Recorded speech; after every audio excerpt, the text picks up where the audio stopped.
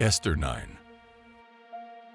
On the 13th day of the 12th month, the month of Adar, the edict commanded by the king was to be carried out. On this day, the enemies of the Jews had hoped to overpower them. But now the tables were turned, and the Jews got the upper hand over those who hated them. The Jews assembled in their cities in all the provinces of King Xerxes to attack those determined to destroy them. No one could stand against them, because the people of all the other nationalities were afraid of them. And all the nobles of the provinces, the satraps, the governors, and the king's administrators helped the Jews, because fear of Mordecai had seized them. Mordecai was prominent in the palace. His reputation spread throughout the provinces, and he became more and more powerful. The Jews struck down all their enemies with the sword, killing and destroying them. And they did what they pleased to those who hated them. In the citadel of Susa, the Jews killed and destroyed 500 men. They also killed Parshandatha, Dalphon, Aspatha, Poratha, Adalia, Aridatha, Parmashta, Arisai, Aridai, and Vazetha, the 10 sons of Haman, son of Hammedatha, the enemy of the Jews. But they did not lay their hands on the plunder. The number of those killed in the citadel of Susa was reported to the king that same day. The king said to Queen Esther, "The Jews have killed and destroyed 500 men and the 10 sons of Haman in the citadel of Susa. What have they done in the rest of the king's provinces? Now what is your petition? It will be given you. What is your request? It will also be granted. If it pleases the king." Esther answered, "Give the Jews in Susa permission to carry out this day's edict tomorrow also, and let Haman's 10 sons be impaled on poles." So the king commanded that this be done. An edict was issued in Susa, and they impaled the 10 sons of Haman.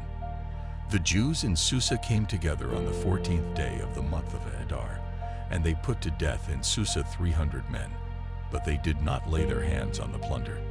Meanwhile, the remainder of the Jews who were in the king's provinces also assembled to protect themselves and get relief from their enemies. They killed 75,000 of them, but did not lay their hands on the plunder. This happened on the 13th day of the month of Adar, and on the 14th they rested and made it a day of feasting and joy. The Jews in Susa, however, had assembled on the 13th and 14th, and then on the 15th they rested and made it a day of feasting and joy. That is why rural Jews, those living in villages, observe the 14th of the month of Adar as a day of joy and feasting, a day for giving presents to each other. Purim established. Mordecai recorded these events, and he sent letters to all the Jews throughout the provinces of King Xerxes, near and far, to have them celebrate annually the 14th and 15th days of the month of Adar as the time when the Jews got relief from their enemies, and as the month when their sorrow was turned into joy, and their mourning into a day of celebration.